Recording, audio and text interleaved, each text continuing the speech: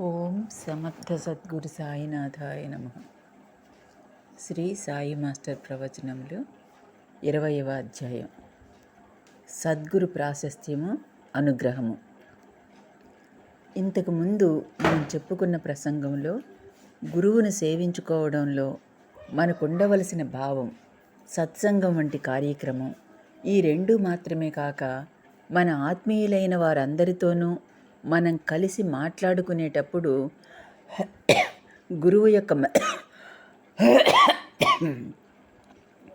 గురువు యొక్క మహిమను, గురువు యొక్క అనుగ్రహాన్ని వారితో కలిసి పంచుకోవడం ద్వారా మనం ఆలోచించవలసింది, మాట్లాడవలసింది వేరొక విషయం లేకుండా ఉండేటట్లు చూసుకోవడం, వాళ్లకు అత్యంతమైన శ్రేయస్సు చేకూర్చడంలో మన వరకు మనం యత్నం చేయడం, ఈ మూడూ కలిసి మన జీవితంలో అనన్య చింతన నిలుపుకునేందుకు చక్కని సాధనగా నిలుపుకోవాలని బాబా ఎలా సూచించారో 3 ఉదాహరణలతోటి చెప్పుకున్నాం.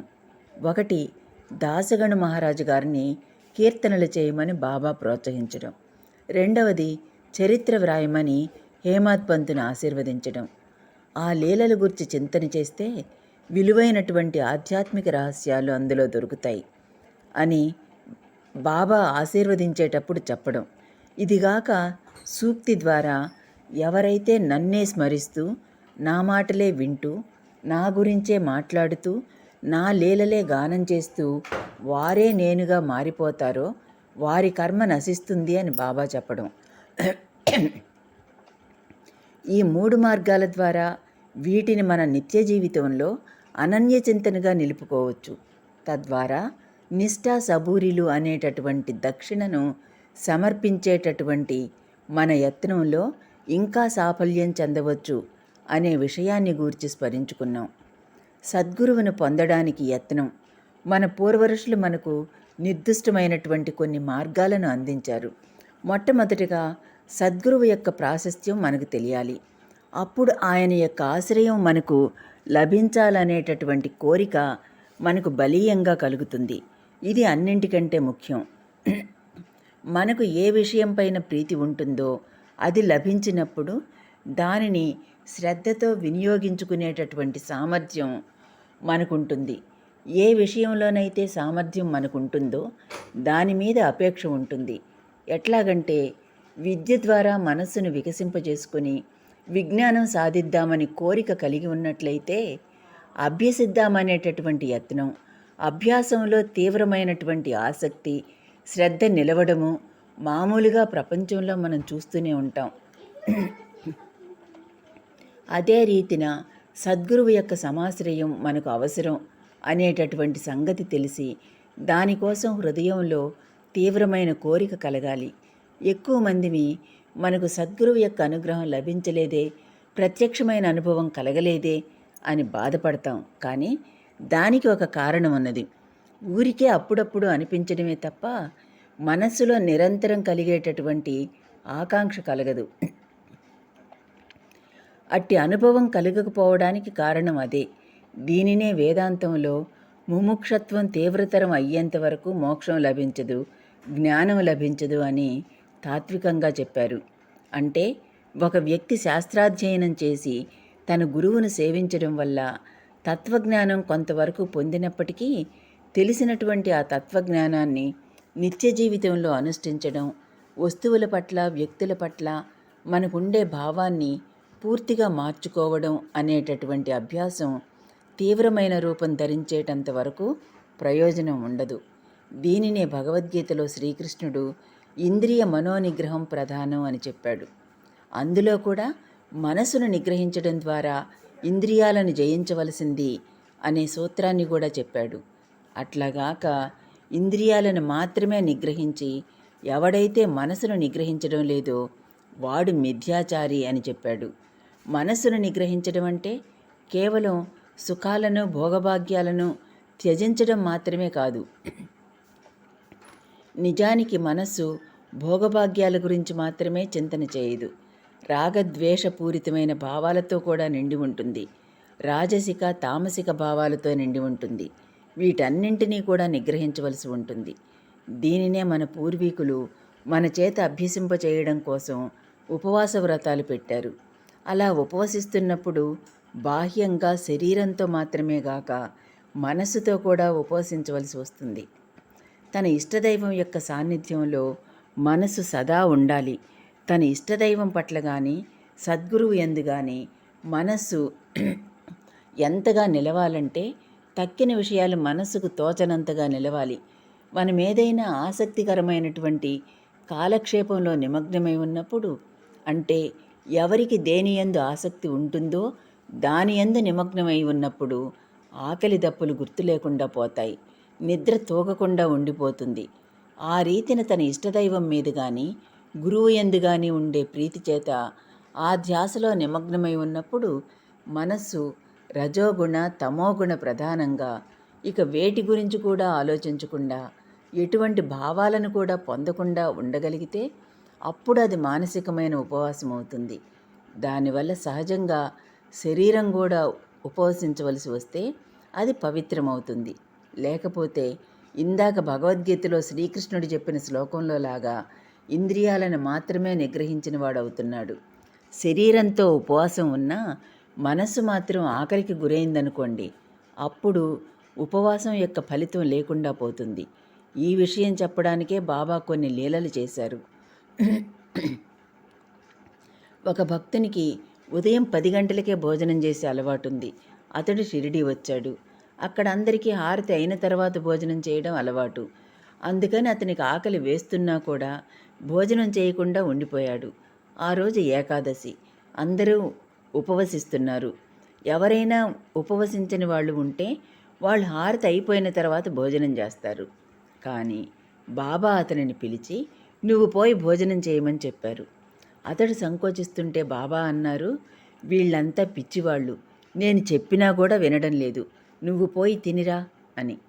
ఈ వాక్యంలోని మొదటి మాటను గూర్చి మనం కొంచెం ఆలోచించవలసి ఉంటుంది. నువ్వు ఆకలికి తట్టుకోలేవు, తినిరా అని మాత్రమే బాబా అన్నట్లయితే ఆకలికి తట్టుకోలేకపోతే తినవచ్చు కాబోలు అనుకుంటాం. కానీ బాబా అలా అనక వీళ్ళంతా పిచ్చివాళ్ళు, నేను చెప్పినా వినరు, నువ్వు వెళ్ళి భోజనం చేసిరా అన్నారు. అప్పుడు భోజనం చేయడానికని అతడు వెళితే అక్కడి వాళ్ళు ఏకాదశి నాడు కూడా భోజనం కోసం ఇట్లా ఆరాటపడతావేమిటి, ఆరతి అయిన తర్వాత కానీ భోజనం పెట్టం పొమ్మన్నారు. అతడు బాబా దగ్గరకు వచ్చి మెదలకుండా కూర్చున్నాడు. భోజనం చేశావా అని బాబా అతనిని మళ్ళీ అడిగారు. తాను భోజనం చేయకపోవడానికి కారణం చెబితే వాళ్ల మీద బాబా విరుచుకుపడతారేమోనన్న ఉద్దేశంతో, వద్దులే బాబా, ఆరతి అయిన తర్వాత భోజనం చేస్తాలే అన్నాడు. అప్పుడు బాబా, అట్లా కాదు, హారతి ఆగుతుందిలే, నువ్వు వెళ్ళి ముందు భోజనం చేసిరా అన్నారు. అంటే అక్కడ ఏమవుతున్నదంటే అతనికి ఆకలవుతోంది, అన్నం తినాలన్న కోరిక కలుగుతున్నది. అటువంటప్పుడు వాడు అక్కడ కూర్చుని ఉన్న ఆరతి మీద మనసు లగ్నం కాక అటు ఇటు చెదురుతూ గందరగోళపడుతూ ఉంటుంది. అందువలన ఏం జరుగుతున్నది, దేనికోసం ఉపవాసం ఉంటారో ఆ ప్రయోజనం చెడిపోయింది. ఊరికే శరీరాన్ని కష్టపెట్టడం మాత్రమే జరిగింది. పవిత్రం చేసుకోవడానికి ఉండేటటువంటి సద్గురు సాన్నిధ్యాన్ని, ఆరతిని నిష్ఫలం చేసుకోవడం మాత్రమే జరిగింది. ఇది 3 విధాలుగా చెడగొడుతున్నది. అంతకంటే భోజనం చేసేస్తే ఇంకొక ఆలోచన ఏమీ లేక సద్గురు సాన్నిధ్యం మీద మనసు లగ్నమవుతుంది. అందుకని వాడికి ఫలితం దక్కుతుంది. అందుకనే వీళ్ళు నేను చెప్పినా వినిపించుకోరు, నువ్వైనా ఆ పని చేసిరా అన్నారు బాబా. ఆ కారణంగానే ఉపవసించడం మొదట ఆంతరంగికం, తర్వాత బాహ్యం. ఆంతరంగికమైన ఉపవాసంతో కూడిన ఉపవాసం బాహ్యమైనప్పుడు అది సరి అయినటువంటి ఉపవాసం అవుతుంది. అందుకనే సాయి తన గురువును తాను సేవించిన విషయం చెబుతూ, తన గురువును చూస్తూ కూర్చుంటే ఆకలి దప్పులు కూడా గుర్తు రాకుండా పోయేవని చెప్పారు. అట్లా చూస్తూ ఉంటే ఎంతసేపైనా ఆయన సాన్నిధ్యంలో అలాగే కూర్చుండిపోవాలని అనిపించేదట. ఆకలి దప్పులే గుర్తొచ్చేవి కావట. అది ఎలా సాధ్యమవుతుందని మనం గనుక ఆలోచిస్తే తెలుస్తుంది. లౌకికంగా కూడా వ్యామోహాలలో ఉండేవారికి, ఎవరికి దేనిపైన వ్యామోహం ఉంటుందో ఆ వ్యామోహంలో ఉన్నవారికి కూడా అట్లాగే ఉంటుంది. సినిమా పిచ్చి ఉన్న వాళ్లకు సినిమాకొస్తే నిద్రాహారాలు, ఆకలి దప్పులు తెలియవు. పేకాట పిచ్చి ఉన్న వాళ్లకు అలాగే ఉంటుంది. జోదం పిచ్చి ఉన్న వాళ్లకు అలాగే ఉంటుంది. స్నేహితులతో రోడ్ల వెంబడి తిరగడం అలవాటైన వాళ్లకు అట్లాగే ఉంటుంది. ఎవరికి దేని మీద తీవ్రంగా అపేక్ష ఉంటుందో, శ్రద్ధ తీవ్రంగా ఉంటుందో అప్పుడు మిగతావేవీ పట్టకుండా వాటికై అవే కట్టుబడతాయి. దీనినే భగవద్గీతలో చెప్తాడు, సర్వేంద్రియాలను జయించు అని. మనసు తన లక్ష్యం యందు ప్రీతితో నిలవడం ద్వారా ఇంద్రియాలన్నీ వాటంతట అవే కట్టుబడి ఉంటాయి. ఇది మన వ్యాఖ్యానమా కాదా అనుకుంటే రామకృష్ణ పరమహంస చెప్పిన ఉదాహరణని చెప్పుకోవచ్చు. మనసును జయించడానికి ఆయన ఒక ఉదాహరణను ఇలా చెప్పారు. ఒక పశువుల కాపరి ఒక కర్ర తీసుకొని రోడ్డు మీద అటుపక్కన ఇటుపక్కన అదిలించుకుంటూ వస్తున్నాడు. ఆ మందలో 40-50 పశువులున్నాయనుకోండి. అవి రోడ్డు మీద నుంచి కిందకు దిగుతుంటాయి. వీడు ఒక పక్క కిందకు దిగి వాటిని మళ్లించి పైకి వచ్చేసరికి రెండవ పక్కకు కొన్ని పశువులు దిగుతాయి. ఇలా ఇటువైపు అటువైపు కొన్ని పశువులు దిగుతాయి. ఇలా ఇటువైపు అటువైపు క్రిందకు దిగకుండా తోలడం చాలా కష్టమవుతుంది. అలాగాక వాటన్నింటికీ ఆకలి తీర్చేటటువంటి ఆకర్షణీయంగా ఉండేటటువంటి పచ్చిగడ్డి కట్టను భుజాన వేసుకొని వాటికి ముందుగా నడవమన్నారు. అప్పుడు వాటికి తెలుసు ఆ పచ్చిగడ్డి వాటి కోసమేనని. అందుకని వాడి వెంటనే అవి గమ్యాన్ని చేరతాయి. అలాగే బలవంతాన మనసును నిగ్రహించడం అనేది చాలా కష్టతరం, విఫలము అవుతుంది. అలాగాక సంతోషకరమైనటువంటి విషయం మీద మనస్సు ఆకర్షింపబడడం ద్వారా తన గమ్యం వైపుకు తీసుకుపోవడం సులభమవుతుంది అని రామకృష్ణ పరమహంస కూడా సులువైన మార్గాన్ని మనకు తెలియపరుస్తున్నారు. ఆ సులువైన పద్ధతిని రామకృష్ణ పరమహంసలాగా చేయగలిగితే భగవద్గీతలోని ఆ శ్లోకానికి వివరణ ఇది కాబోలు అని అప్పుడు అర్థమవుతుంది. లేకపోతే ఏమవుతుందంటే ముందు మనసును నిగ్రహించి తర్వాత ఇంద్రియాలను నిగ్రహించాలి అన్న వాక్యాన్ని తిరిగి అనుకోవడం ద్వారా అర్థమైనట్లు అనిపిస్తుంది. కానీ తీరా కూర్చున్న తర్వాత ఏం చేస్తున్నాం, ఏం చెయ్యాలి అన్న సంగతి గుర్తురాదు. అక్కడ విన్న ఆ సూత్రం ఇక్కడ అన్వయించుకోవాలి అన్న సంగతి మనస్సుకు ఆ సమయానికి తట్టదన్నమాట. ఏంటబ్బా ఇంతగా ప్రయత్నించినా కూడా మనసు నిలవడం లేదేమిటి, ఎందుకు నిలవడం లేదు అని తపన పడుతుంది తప్ప అక్కడ చెప్పిన సూత్రం ఇది కదా అన్న సంగతి జ్ఞాపకం రాదు. భగవద్గీత అధ్యయనం చేయడంగానే ఉండిపోతుంది. ఇక్కడ జీవితంలో తన పాటలు తనవిగానే ఉండిపోతాయి. అందుకనే పరమహంస ఆ సులభమైన సూత్రాన్ని వివరించారు. ఉపవాసం అన్నదానికి కూడా అర్థం అదే. మనసు ఎప్పుడైతే సంతోషంతోనూ ప్రీతితోనూ పవిత్రమైనటువంటి పరమార్థం యందు లగ్నమవుతుందో, సద్గురువు యందు లగ్నమవుతుందో అప్పుడు మనసు కట్టుబడుతుంది. కనుక ఇంద్రియాలు కూడా వాటంతట అవే నిగ్రహించబడతాయి అని చెప్పారు. ఆ రీతిన మనసును నిగ్రహించినట్లయితే లక్ష్యం యందు మనసు నిలుస్తుంది. లక్ష్యం యందు ప్రీతి ఏర్పడితే మనసు నిలుస్తుంది. ఇది అసలు సూత్రం. మనసును నిగ్రహిస్తే ఇంద్రియ నిగ్రహం కలుగుతుంది. మరి మనసు నిగ్రహించడం ఎలా అంటే పవిత్రమైన ఆ వస్తువు యందు అపారమైన ప్రీతి చేత కట్టుబడుతుంది. అందుకని ప్రీతినిచ్చేటటువంటి దానిని మనస్సుకు లభింపచేయవలసి ఉంటుంది. దేని మీదైతే ప్రీతి ఉంటుందో అక్కడ దానికై అదే లగ్నమవుతుంది. దీనిని ప్రపంచంలో సాధారణంగా చూస్తూనే ఉంటాం. ఎవడైతే జీవితంలో దేనిని ఎనలేని నిధిగా తలుస్తాడో వాడి హృదయమంతా దాని మీదే ఉంటుంది. ఒకడికి కీర్తి మీద ఉంటుంది, మరొకడికి ధనం మీద, ఇంకొకరికి ఇంకొక దాని మీద. ఇలా ఎవరికి దేని మీద ఉంటుందో దానినే నిరంతరం తలుస్తూ ఉంటాడు. అట్లాగే మనకు సద్గురువు పట్ల ప్రీతి కలిగి అందుకోసం అన్వేషణ, తపన, ఆకలి, దాహం బయలుదేరాలి. అవి ఎప్పుడూ ఉండాలి. ఇక్కడ 100కి 90 మందికి జరిగే లోపం సద్గురువు యొక్క ఆవశ్యకత తెలియకపోవడం వల్లనే జరుగుతుంది. సద్గురువు యొక్క ఆవశ్యకత బాగా మనసుకు తెలియడం ద్వారా సద్గురువు యొక్క అనుగ్రహాన్ని పొందాలి అనేటటువంటి తపన నిరంతరం ఉండాలి. అందుకనే శాస్త్రంలో దారేషణ, ధనేషణ, పుత్రేషణ ఈ 3 కలిస్తే ఎట్లా ఉంటుందో అన్నీ కలిసినంత పరమాత్మ మీద ప్రీతి ఉండాలట. మనిషికి భార్యాబిడ్డల మీద ఎటువంటి ప్రీతి ఉంటుందో, ధనం మీద ఎంతటి ప్రీతి ఉంటుందో, వీటన్నింటి మీద ఉండేటటువంటి ప్రీతి సద్గురువు మీద ఉండాలి. ఈ మూడింటిని ఎందుకు ఉదాహరణగా చెప్పారంటే, ఎక్కడ ఎప్పుడు ఏం చేస్తున్నా సరే నేపథ్యంలో వాటి మీదే లోపల మెదులుతూ ఉంటుంది. అన్నీ ఉన్నా సరే రేపెట్లా అని ఆలోచిస్తూనే ఉంటుంది. నిత్య జీవితంలో నిరంతరం జరిగే చింతనకు ఉదాహరణ ఇది కాబట్టి దీనిని చెప్పారు. ఆ విధమైన నిరంతర చింతన కలిగినప్పుడు మనస్సు సద్గురు సాన్నిధ్యాన్ని అనుభవించడానికి యోగ్యమవుతుంది. అప్పుడు తప్పక ఆ సాన్నిధ్యాన్ని పొందుతుంది. ఆ లోపల అట్టి సాన్నిధ్యం లభించినా అనుభవించలేం. ఎట్లాగంటే ఆకలి వేయడం కానీ తినాలనిపించడం కానీ మనస్సుకు అనిపించినప్పుడు తినే పదార్థాలు రుచికరమైనవి ఉన్నా కానీ వాటిని తలుచుకోం. అదేవిధంగా తినాలనే ఆపేక్ష లోపల కలిగినప్పుడు, ఆకలి వేసినప్పుడు దానికోసం ఎంతగానో ప్రయత్నిస్తాడు. అవసరమైతే అడుక్కుంటాడు, లేకపోతే దొంగతనానికి కూడా పాల్పడతాడు. అంటే జీవితంలో అది లోపల తీవ్రయత్నాన్ని పురుగొల్పుతుంది. కాబట్టి సద్గురువు యొక్క సాన్నిధ్య ప్రభావాన్ని, ప్రయోజనాన్ని మనం పొందగలగాలంటే సద్గురువు యొక్క అనుగ్రహమే సర్వము అనే విషయం మొట్టమొదటగా తెలియాలి. దాని యందు అపేక్ష కలగాలి. ఆయనే సర్వము అని తెలియడం వల్ల అపేక్ష కలగడం సులభమవుతుంది. దానికి ఒక కారణం ఉన్నది. ఎన్నిసార్లు సాయిని గురించి విన్నా కానీ మనసు ఒక్కచోట మాత్రం మళ్ళీ మళ్ళీ పొరబడుతూనే ఉంటుంది. ఉదాహరణకు మన ప్యాంటును కానీ చొక్కాను కానీ ఇస్త్రీ చేసేటప్పుడు ఒకే రకమైన మడత మీదే ఇస్త్రీ చేస్తుంటారు. అలా చేయడం వల్ల ఎప్పుడైనా క్రింద పిగిలిపోతే వెనుకకు తిప్పి కుట్టిద్దాం అనుకుంటే ఆ పాత మడతలు పోవు.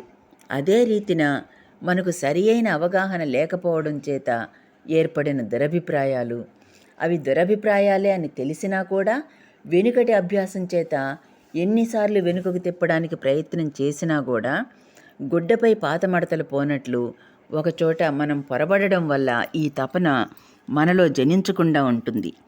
అదేంటంటే లౌకిక జీవితానికి ఆధ్యాత్మిక జీవితానికి వైవిధ్యం ఉంది అని ఎక్కడో ఎందుకో లోపల మెలికబడి ఉంటుంది. సద్గురువు యొక్క అనుగ్రహం ఆధ్యాత్మికానికి మాత్రమే అనేటటువంటి భావన కూడా దానిలో దాచబడి ఉంటుంది. ప్రాపంచిక జీవితంలో మనకు అభ్యాసము, అభినివేశము ఉంది గనుక పారమార్థిక జీవితం మీద నిరంతరం ప్రీతి కలగదు. కనుక సద్గురువు మీద ప్రీతి కలగదు. అందుకు తోడు పారమార్థికమైన దానిని ఆయన ఇస్తారు అనేటటువంటి భావన లోపల దాగి ఉంటుంది. కానీ ఆయన గూర్చి భుక్తి ముక్తి ప్రదంతం అని స్పష్టంగా చెప్పారు. మొదట భుక్తిని ఇచ్చి తర్వాత ముక్తిని ఇస్తారు ఆయన. అందుకని గురువును కల్పవృక్షము అని పేర్కొన్నారు. గురువుతో పోల్చడానికి కల్పవృక్షం కానీ కామధేనువు కానీ చింతామణి కానీ పనికిరావట. కారణం, ఇవన్నీ ఎలాగైతే కోరినవన్నీ ఇస్తున్నాయో అవన్నీ గురువు అనుగ్రహిస్తాడు. అంతేగాక ఏదీ కోరనవసరం లేని స్థితిని కూడా ప్రసాదిస్తాడు. ఇహాన్ని పరాన్ని ఆయన రెండింటినీ ఇస్తున్నాడు. ఈ సంగతి మరచి ఇది పారమార్థికమైన విషయం అనే అభిప్రాయం ఉండడం వల్ల లౌకికమైన ప్రాకృతికమైన జీవితం పట్ల అభినివేశం ఉండడం మూలాన దాని మీద ప్రీతి కలగకుండా ఉంటుంది. సరి అయిన అవగాహన ఉంటే ప్రీతి కలుగుతుంది, పెరుగుతుంది. అసలు ప్రీతి కలగకుండా ఉన్నా పర్వాలేదు. ఇక్కడ జరిగేదేంటంటే ప్రీతి కలగకుండా ఉండి దురవగాహన చేత మాత్రమే ఈ దురభిప్రాయం మనసులో కలిగి ఉంటుందన్నమాట. మన సమస్యల గురించి, మన బాధల గురించి మన యత్నం మనం చేసుకుంటూ ఉండి పారమార్థికమైనది కావలసి వచ్చినప్పుడు మాత్రమే అది అనే భావం లోపల ఉండి జీవితానికంతటికీ పారమార్థికమే ముఖ్యం అనే అభిప్రాయం లేదు గనక సద్గురువు యొక్క అనుగ్రహం కోసం తపన కలగదు. అందుచేత ప్రత్యక్షంగా ఆయన సాన్నిధ్యం లభ్యమవుతున్నా సరే అనుభూతి రూపంలో దానిని లోపల పొందలేకపోతున్నాడు. దీనినే ఇదివరలో ఒక ఉదాహరణ మనం చెప్పుకున్నాం.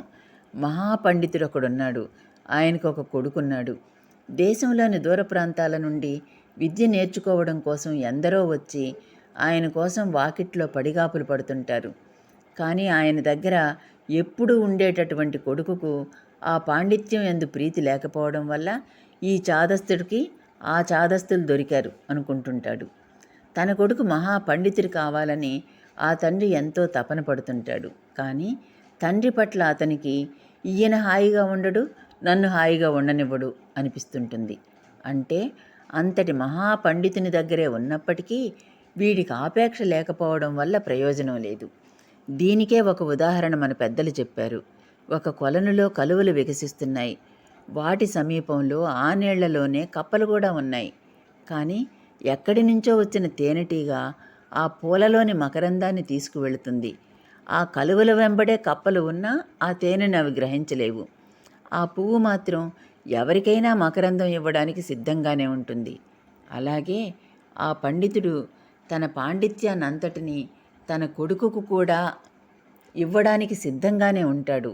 కానీ తీసుకునేందుకు అతనికి ఆపేక్ష ఉండాలి కదా. అలాగే సద్గురువు కూడా తన జ్ఞాన సంపదనంతటినీ ఇవ్వడానికి సిద్ధంగానే ఉంటారు. కానీ తీసుకోవాలనుకునేవారు ఉండరు.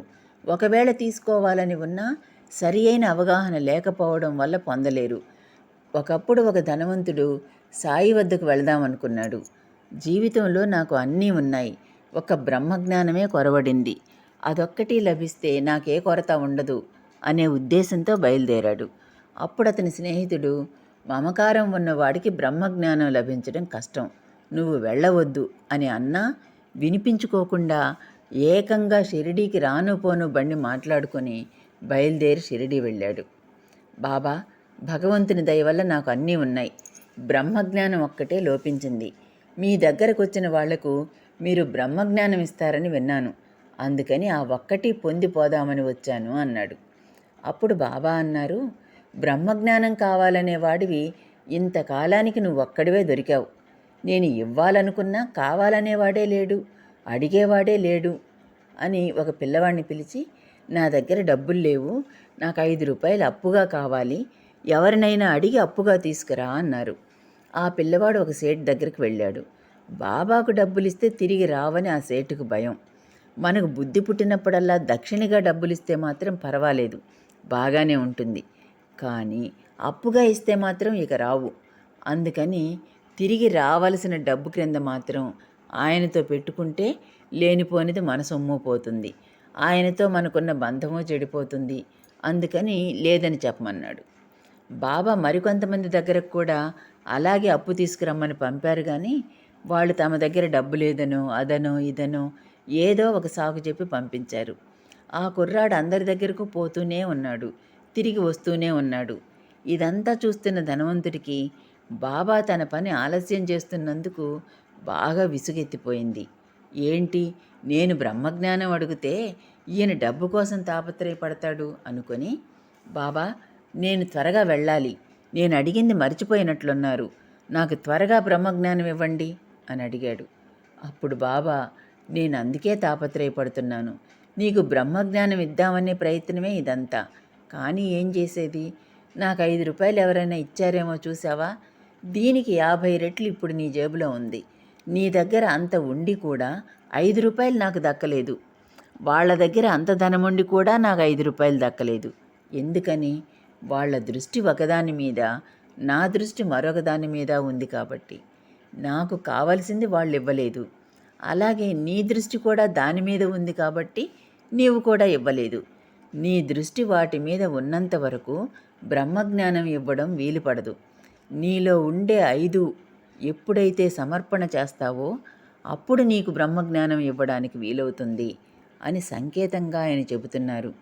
ఇదంతా ఎందుకు చెప్పుకుంటున్నామంటే, బాబాకు బ్రహ్మజ్ఞానం ఇవ్వాలని ఎప్పుడూ ఉంటుంది, పొందాలని వాడికి ఉండాలి అంతే. పొందాలని వాడికి లేకపోవడం చేతనే పోయింది. 1976లో సాయి 72 గంటల పాటు సమాధిస్థితిలో ఉన్నారు. వెళ్ళబోయే ముందు మహల్సాపతితో అన్నారు, ఈ లోకంలో జనాన్ని చూస్తుంటే ఆశ్చర్యంగా ఉంది, నా దగ్గర జ్ఞానం బోలెడంత రాసులు రాసులుగా ఉంది, ఎవడొచ్చి తీసుకుపోతాడా ఇద్దామని ఎదురు చూస్తున్నాను, అడిగేవాడే లేడు. ప్రతివాడు లౌకికమైన కోరిక కోరేవాడే, నాకు ఇవ్వడానికి వీలుగానివి కూడా కోరుతాడు. ఎంతసేపటికి నాకు ఇది కావాలి అది కావాలి అని ఆ కోరిక ఈ కోరిక కోరేవాడే. అందరూ అవే అడుగుతారు. జ్ఞానం కావాలని ఎవ్వరూ అడగడమే లేదు. నాకు వీళ్లతో విసుగు పుట్టిపోయింది. అల్లా దగ్గరికి వెళుతున్నాను. బుద్ధి పుడితే వస్తాను, లేకపోతే లేదు అన్నారు. ఇవన్నీ కూడా ఒక్క విషయాన్నే తెలుపుతాయి. సద్గురువు యొక్క కృప పొందాలనే మనకు కోరిక కంటే మనం కృపార్హులమై కృప పొందాలనే తాపత్రయం సాయికే ఎక్కువ ఉంటుంది. అది ఉండబట్టే ఆయన ఒక సూక్తి చెప్పారు. ఎవరు ఎవరిని కోపగించినా దూషించినా నన్ను కష్టపెట్టిన వాడవుతాడు అని. తన కొడుకు ఎంతో గొప్పవాడు కావాలని కోరుకునేటటువంటి తండ్రికి పక్క ఇంట్లో జేబు కొట్టుకొచ్చాడని తెలిస్తే ఎలా ఉంటుంది? తన కొడుకు ఆదర్శప్రాయుడైనటువంటి వ్యక్తిగా, ఉత్తమ వ్యక్తిగా రూపొందాలని ఎంతో తాపత్రయపడి ఎన్నో రకాలుగా పాట్లు పడుతున్నాడు ఆయన.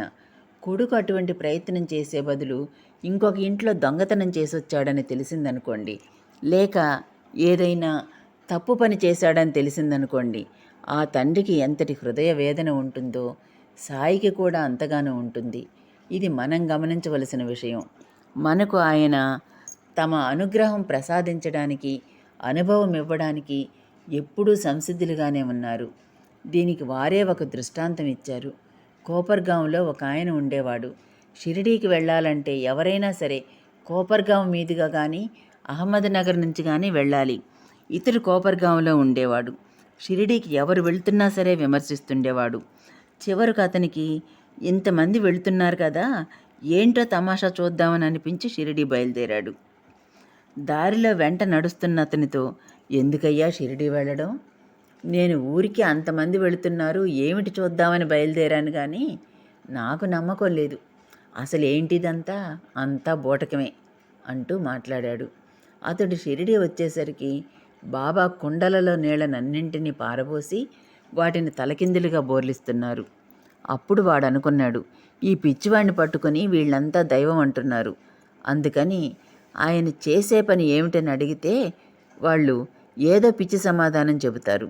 అందుకని నేనే ఆయన్ని అడుగుతాను అనుకొని, ఏంటిలా చేస్తున్నారు అని బాబాని అడిగాడు. అప్పుడు బాబా అతనితో, నా దగ్గరకు వచ్చే కుండలన్నీ ఇట్లాగే వస్తున్నాయి అన్నారు. మామూలుగా ఉంటే ఏదైనా పోయవచ్చు, బోర్లించి ఉంటే పోసేదెట్లా? కాబట్టి ఏముందో చూద్దామని ఆసక్తితో వచ్చినా కానీ ఏదైనా ఇవ్వవచ్చు. కానీ అక్కడ ఏదీ లేదనే నమ్మకంతో వచ్చేవాడికి ఆ కుండను నింపేదెలా అని ఉదాహరణతో చెప్తున్నారు. దీనితో మనం ఇంకొక ఉదాహరణను కూడా జోడించుకోవచ్చు. మనకు నీళ్లు కావాలి, చెరువు దగ్గరకు వెళ్ళాం, బిందెని చెరువులో మామూలుగా ముంచాం, బిందె నిండుగా నీళ్ళు వస్తాయి. కానీ తలకిందులుగా ముంచామనుకోండి, ఎంతగా ముంచినా బిందెలోకి కొంచెమైనా నీళ్లు వెళ్ళవు. ఆ బిందె కొంచెమైనా పక్కకు వంపు తిరిగితే కొంచెమైనా నీళ్లు లోపలికి వెళ్ళడానికి అవకాశం ఉంటుంది. అదే రీతిన సద్గురువు ఎల్లెడలా ఉన్నాడు.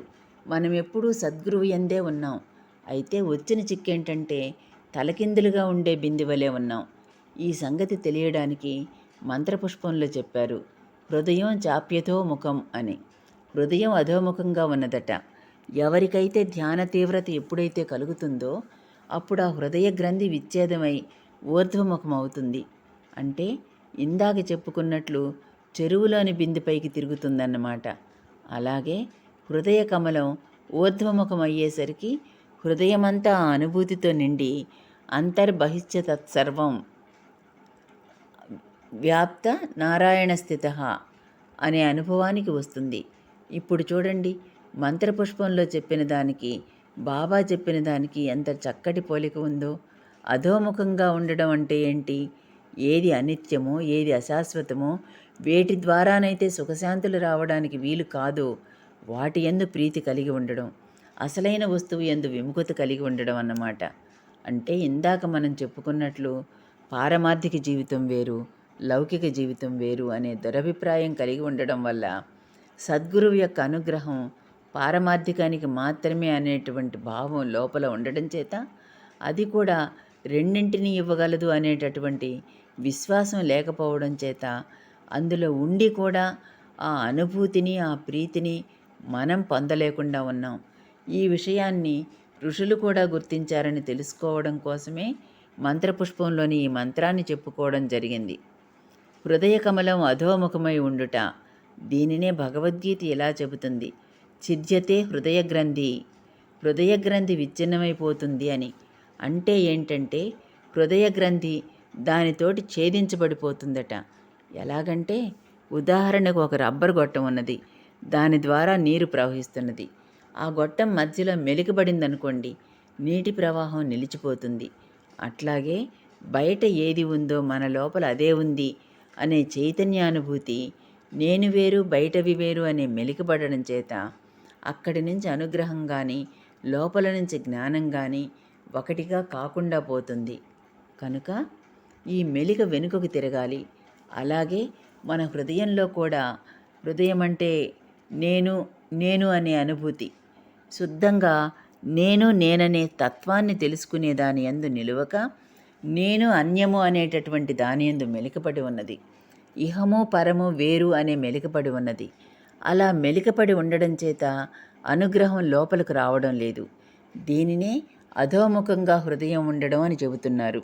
అది చెరువులో ఉండే బిందె తలకిందులుగా ఉండడంతో మనం పోల్చుకోవచ్చు. నీరు చెరువంతా నిండి ఉంది. బిందె ఎప్పుడైతే పైకి తిరుగుతుందో బిందెలోకి నీరు వచ్చేస్తుంది. బిందె ఎక్కడ ఉన్నది అనే ప్రసక్తి లేదు. చెరువులో ఎక్కడైనా సరే ఉంటే చాలు, అది సరిగా తిరిగిన మరుక్షణమే నిండి లోపల బయట అదే ఉంది అనే అనుభవాన్ని పొందుతుంది. కాబట్టి ఇహం చెడుతుందనేటటువంటి భయం లోపల ఉండడం చేత పూర్ణంగా గురువుని శరణాగతి చెందలేకపోతాం. శరణాగతి చేయలేకపోవడం అంటే ఏమిటి? గురువుకు భిన్నంగా జగత్తు, వస్తువులు, వ్యక్తులు ఉన్నాయన్న విశ్వాసం దృఢంగా ఉండడమే అని అర్థం. ఇది సాయి చెప్పినటువంటి సమాధానంలో తెలుస్తుంది. గురువు కోసం అన్వేషించబోయే ముందు నలుగురం కలిసి చర్చించుకున్నామని, తాము ఒక అడవిలోకి పోయామని, భగవంతుని పొందే మార్గం ఏమిటని వాదించుకున్నామని చెప్పారు. అప్పుడు సాయి చెప్పేదానికి మిగతా వాళ్ళు చెప్పిన దానికి చాలా భేదం ఉన్నది. ఒకడు తనను తాను తెలుసుకోవాలని అన్నట్ట. రెండవ వాడు ఏది సత్యమో ఏది అసత్యమో తెలుసుకొని నిత్యమైన దానిని అంగీకరిస్తూ అనిత్యమైన దానిని నిరసిస్తూ పోవాలి అన్నాడు. మూడవ వాడు మన యత్నంతో మనం సాధించుకోవాలి అన్నాడు. అంటే వాళ్ళు శాస్త్రాన్ని అపార్థం చేసుకున్నారన్నమాట. ఉద్ధరేదాత్మనాత్మానం అన్న పదానికి గురువు అవసరం లేదు అని అర్థం చేసుకున్నారు. అందుకనే గురువును నిరాకరించారు. ఆ తర్వాత వాళ్ళు భగవంతుని కోసం అన్వేషించడం మాని దేశదిమ్మరులైపోయారని సాయి చెప్పారు. వాళ్ళు బయలుదేరినది భగవంతుడిని అన్వేషించడానికనే. చివరకు ఏం జరిగింది? భగవంతుని కోసం అన్వేషించడానికి ఓపిక నశించి ఏమీ తోచక ఊరకే తిరుగుబోతులయ్యారు. అంటే జనన మరణాలనేటటువంటి సంసారం అనేటటువంటి ఈ మహారణ్యంలో పరిభ్రమిస్తూనే ఉన్నారు. అంటే వారిలో భగవంతుని కోసం అన్వేషించాలనే కోరిక కూడా చచ్చిపోయిందన్నమాట. అంటే ఏంటంటే సూక్ష్మం తెలియకుండా, సులువు తెలియకుండా మొదలు పెడితే కాసేపటికి విఫలమై ఆ యత్నాన్ని వదిలిపెడతాడు. ఎన్నిసార్లు చేసినా ఒక లెక్క రావడం లేదనుకోండి, ఏం చేస్తాం? ఎంతసేపని ప్రయత్నం చేస్తాం? దానిని వదిలేస్తాం. అలాగాక వివేకి అయిన వాడు సూత్రం కోసం వెతుక్కుంటాడు. ఆ సూత్రం చెప్పేవాడి కోసం వెతుక్కుంటాడు. ఆ సూత్రం చెప్పిన వాడిని అంగీకరించడం కావాలి. ఇది ఎప్పటికైనా జరగవలసిందే. గురువు లేకనే ఆత్మజ్ఞానం పొందిన రమణ మహర్షి వంటి వారు కూడా అదే చెబుతున్నారు. ఒకరు రమణ మహర్షిని అడిగారు, సద్గురువు యొక్క కృప ఆవశ్యకమా అని. తప్పకుండా ఆవశ్యకమే అన్నారాయన. నువ్వు చేసుకోగలిగిన సాధన కంటే కూడా అది ఆవశ్యకమని చెప్పారు. ఎందుకంటే వారి యొక్క దర్శనం చేత కొంత పవిత్రులమవుతాం, వారి యొక్క సాన్నిధ్యం చేత మరికొంత పవిత్రులమవుతాం. కాబట్టి మనం ఎంత సాధన చేసినప్పటికీ దానితో సాటి కాజాలదు. అప్పుడు మరి మీ గురువెవరు, మీకెట్లా జ్ఞానం లభించింది అని అడిగారు. అప్పుడు ఆయన, నాకు ఒక గురువు ఉన్నారు, కానీ మీరనుకున్నట్లు కాదు అన్నారు. అయితే మనకు అటువంటి గురువు ఉండవచ్చు కదా అంటారేమో. ఆయనకున్న స్థితి మనకు వచ్చాక ఉండవచ్చు. ఇంతకుముందు మనం చెప్పుకున్న ఉదాహరణలో వెలగపండు కింద పడడం అనేది సమాధానం కోసమేనన్న సంగతి తెలుసుకునే స్థితి ఒకటి ఉండాలి కదా. ఆ సమయంలో చెట్టు మీద నుంచి వెలగపండు పడింది. అది సమాధానమే, కానీ అది సమాధానమే అని తెలియడానికి గురువు కావలసి వచ్చింది. ఆ గుర్తింపు ఆయన తీసుకువస్తే అది వీడికి సమాధానం అని తెలిసింది. సాయి చరిత్రలో కూడా దీనికే ఇంకా చక్కని ఉదాహరణ కనిపిస్తుంది. ఒకరోజు సాయి సన్నిధిలో హేమాద్ పంత్ కూర్చుని ఉన్నాడు. మరొక పక్క సాటే కూర్చుని ఉన్నాడు. సాటే గురుచరిత్ర ఒకసారి పారాయణం చేశాడు. నాటి రాత్రి స్వప్నంలో సాయిబాబా కనిపించి గురుచరిత్ర చేతిలో పట్టుకొని అందులోంచి విషయాలు బోధిస్తున్నట్లు స్వప్నం వచ్చింది. అతడు తన గురుచరిత్ర పారాయణ చక్కని ఫలితాన్నిచ్చిందని సంతోషించి తన స్వప్నం గూర్చి బాబాతో విన్నవించుకున్నాడు. ఒక్కడే కూర్చుని ఉన్న హేమాద్ పంతునకు ఆ అనుభవం వినగానే చాలా బాధ కలిగింది. ఇతడు ఒక్కసారి గురుచరిత్ర పారాయణ చేసేసరికి గురువు స్వప్న దర్శనం అనుగ్రహించారు. నేను 40 సంవత్సరాలుగా పారాయణ చేస్తున్నా కూడా ఇంతవరకు ఎప్పుడూ ఇటువంటి అనుభవం కలగలేదే అని ఒక రకమైన అసూయ లాంటి భావం కలిగింది. అతని మనసులో అట్టి తలంపు వచ్చిందో లేదో వెంటనే బాబా శ్యామ దగ్గరికి వెళ్ళి 15 రూపాయలు దక్షిణ తీసుకొని అతనితో కాసేపు మాట్లాడిరా అన్నారు. అతడు బాబా చెప్పినట్లే వెంటనే బయలుదేరి శ్యామ ఇంటికి వెళ్ళాడు. శ్యామ అప్పుడే పూజకు కూర్చోబోతున్నాడు. అందుకని తాను పూజ పూర్తి చేసుకుని వచ్చే వరకు కూర్చోమని చెప్పి లోపలికి వెళ్ళాడు. అప్పుడు హేమాద్ పంతు అక్కడ కూర్చుని ఊరికి అటు ఇటు చూశాడు. అతనికి అక్కడ ఒక గూట్లో ఉన్న ఏకనాథ భాగవతం పుస్తకం కనిపించింది. దానిని చూడగానే తాను ఆ రోజు పారాయణ చేయకుండానే మసీదుకు వచ్చినట్లు గుర్తుకొచ్చింది. అందుకే కాబోలు తనను బాబా ఇక్కడికి పంపించారు అనుకొని అక్కడ కూర్చొని పారాయణ పూర్తి చేశాడు. సరిగ్గా అతని పారాయణ పూర్తయ్యేసరికి శ్యామ పూజ పూర్తి చేసుకొని బయటకు వచ్చాడు. అప్పుడు హేమాద్ పంతు బాబా అడిగిన దక్షిణ గూర్చి చెప్పాడు. అప్పుడు శ్యామ తన దగ్గర డబ్బులు లేవని తన 15 నమస్కారాలే దక్షిణగా ఇస్తున్నానని చెప్పమని చెప్పాడు. నీతో కొంచెం సేపు మాట్లాడి రమ్మన్నారు బాబా, ఏవైనా కబుర్లు చెప్పు అని అడిగాడు హేమాద్ పంతు. అప్పుడు శ్యామ అన్నాడు, నువ్వు భగవద్గీతాది గ్రంథాలు క్షుణ్ణంగా చదువుకున్నవాడివి, నేను ఏం పాండిత్యం లేనివాడిని, నేను నీకేం విషయాలని చెప్పగలను? నాకు తెలిసిందల్లా ఒక్కటే, బాబా లీలలు ఏవైనా జ్ఞాపకం ఉన్నవి చెబుతాను, అంతేగాని నీకు తృప్తి కలిగించేలా చెప్పే స్తోమత నాకు లేదు, నా మనసుకు వచ్చినట్లు చెబుతాను అని బాబా లీలను ఒకదానిని చెప్పడం ప్రారంభించాడు. ఒకసారి బాబా దగ్గరకు రాధాబాయి అనే ఆమె వచ్చింది. సాయి యొక్క అద్భుతమైన వర్చస్సును మహిమను చూసి ఏమైనా సరే ఈయనను గురువుగా పొందాలి అని నిశ్చయించుకుంది. ఆయనే స్వయంగా పిలిచి ఉపదేశం ఇచ్చే వరకు అన్నం తిననని నిశ్చయించుకుని అన్నం తినడం మానేసి కూర్చుంది. 3 రోజులు గడిచినా కానీ బాబా ఆమెను పిలవలేదు. నేను సాయి వద్దకు వెళ్ళి ఆయనతో, బాబా ఎందుకు ఇలా చేస్తున్నారు, ఆమెలో ఇంతటి ఆర్తి కలిగించడం ఎందుకు, ఉపదేశం ఇవ్వకుండా ఆమెను మృత్యుముఖురాలను చేయడం ఎందుకు, ఆమెకి ఏదైనా సమాధానం చెప్పరాదా అన్నాను. అప్పుడు బాబా ఆమెను పిలుచుకురమ్మన్నారు. అప్పుడు ఆమెతో బాబా ఇలా చెప్పారు, అమ్మా, చెవిలో మంత్రం చెప్పడం అనేది మా సాంప్రదాయం కాదు. నా గురువు బ్రహ్మనిష్ఠుడై అలా కూర్చుని ఉంటే ఆయనను తదేకంగా ధ్యానం చేసి చేసి నేను అలాగే అయిపోయాను. మా సాంప్రదాయం అదే. కాబట్టి నువ్వు కూడా చేతనైతే అలాగే చేసుకో, అంతేగాని చెవిలో ఉపదేశించడం మా మార్గం కాదు అని చెప్పారు. ఈ లీల మొత్తం చూస్తే ఏం తెలుస్తున్నది? హేమాద్ పంత్ 40 సంవత్సరాలుగా పారాయణ చేస్తూనే ఉన్నాడు, కానీ అనుభూతిని పొందలేదు. ఎందుకని? ఇది మనం గమనించవలసిన విషయం. మనకు తెలిసినా తెలియకపోయినా ఫలితం తప్పకుండా వస్తూ ఉంటుంది. అవి మనం ఒక రకంగా సమాధాన పడతాం. ఒక రకంగా ఫలితం వస్తున్న మాట కూడా నిజమే. ఆ పారాయణ ఊరికే కూర్చొని ఏవో పనికిరాని పనులు చేసి మనస్సంతా పనికిరాని ఆలోచనలతో బుర్ర పాడవకుండా చేస్తుంది. ఒకందుకు ఇది మంచిదే. అదీగాక ఎంత కొద్దిపాటి శ్రద్ధతో పారాయణ చేసినా కొద్దో గొప్ప ఆ విషయం మీద నిలుస్తుంది. అంతవరకు మేలే. కానీ నిజంగా పొందవలసిన ప్రయోజనాన్ని పొందగలిగిందా? లేదు. అందుకని తన అద్భుతమైన లీల చేత అటువంటి అనుభూతిని సాటేకు ప్రసాదించి హేమాద్ పంత్ ప్రక్కనుండగా అతనికి చెప్పాలనే బుద్ధి పుట్టించి చెప్పించారు బాబా. అలా చెప్పించబట్టి హేమాద్ పంత్కు ఆరాటం కలిగింది. లేకుంటే గుడ్డెద్దు చేలో పడ్డట్లు చదువుతుండేవాడు. చదువుతుంటే ఫలితం వస్తుంది కదా అని అనుకుంటుండేవాడు. కానీ ఈనాటికి తనకు ఫలితం కలగలేదే, పక్కవాడికి కలిగిందే అని ఆరాటం బయలుదేరింది.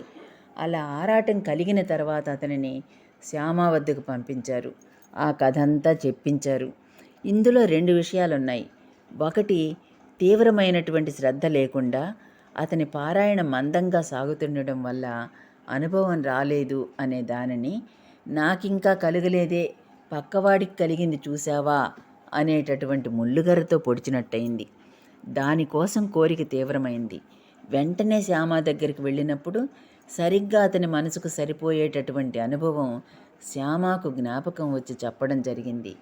అది కూడా హేమాత్ పంతు తాను నియమంగా ప్రతిరోజు చేసే ఏకనాథ భాగవత పారాయణ పూర్తయిన తర్వాత లభ్యమైంది. చూస్తే ఈ మొత్తంలో చక్కని కూర్పు ఉంది. రాధాబాయి గూర్చి శ్యామ చెప్పడం పూర్తవగానే హారతి సమయం అవడంతో శ్యామ, హేమాత్ పంతులిరువురు ద్వారకామాయికి చేరుకున్నారు. నేనడిగిన దక్షిణ తెచ్చావా అని బాబా హేమాత్ పంతుని అడిగారు. అందుకతడు శ్యామ తన వద్ద డబ్బులు లేవని చెప్పాడని, తన నమస్కారాలే దక్షిణగా సమర్పిస్తున్నానని చెప్పాడని హేమాత్ పంత్ చెప్పాడు.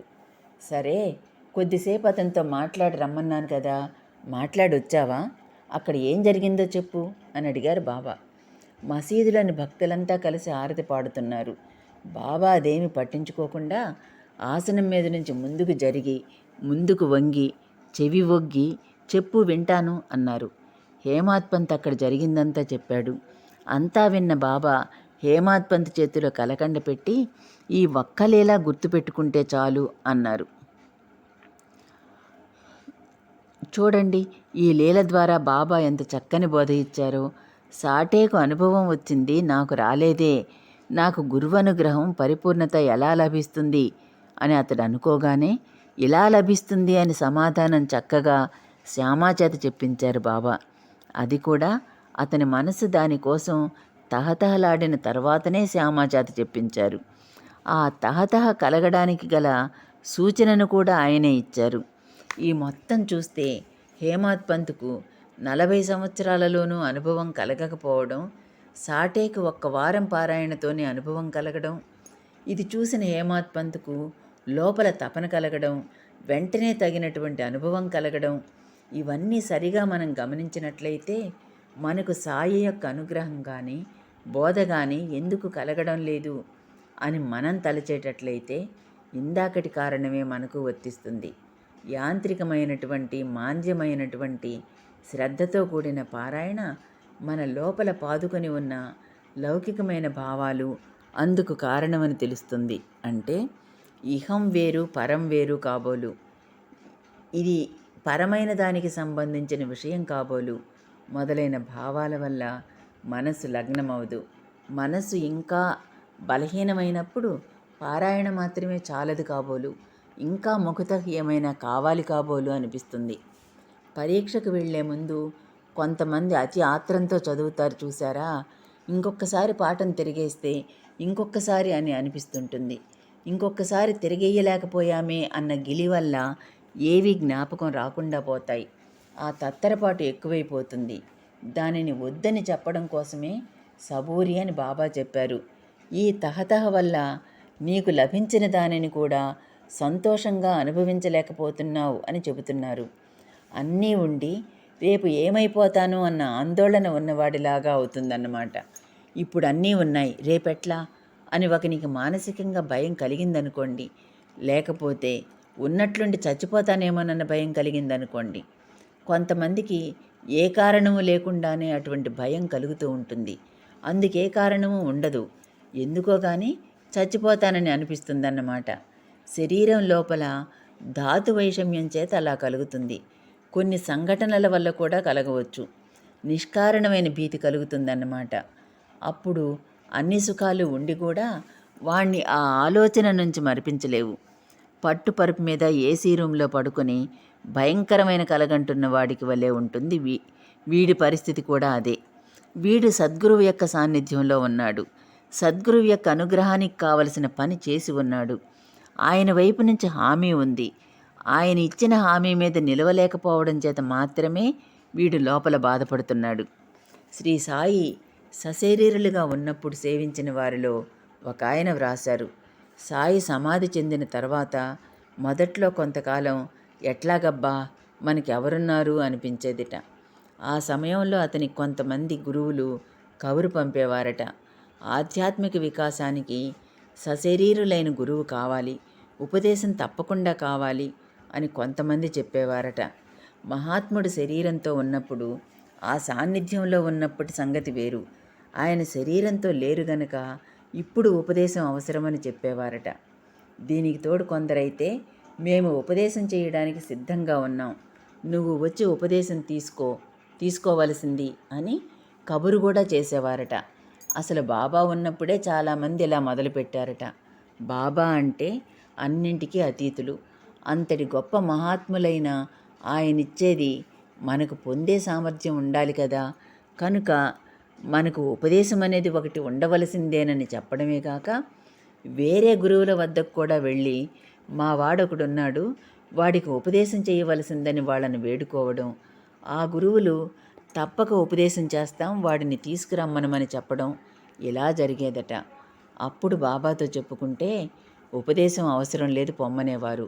ఇక సమాధి అయిన తర్వాత ఇటువంటి గురువుల సంగతి ఎలా ఉంటే, గొప్ప మహాత్ముల వద్దకు వెళ్ళినప్పుడు వాళ్ళేం చెప్పేవారంటే, నువ్వెందుకయ్యా మా దగ్గరికి వస్తావు, పూర్వపుణ్యం వల్ల నువ్వు అంతటి గొప్ప మహాత్ముడిని ఆశ్రయించావు, మా వంటి వాళ్ళం ఆయనను ఆశ్రయిస్తుంటాం, నువ్వు హాయిగా ఆయననే సేవిస్తూ ఉండు అనేవారు.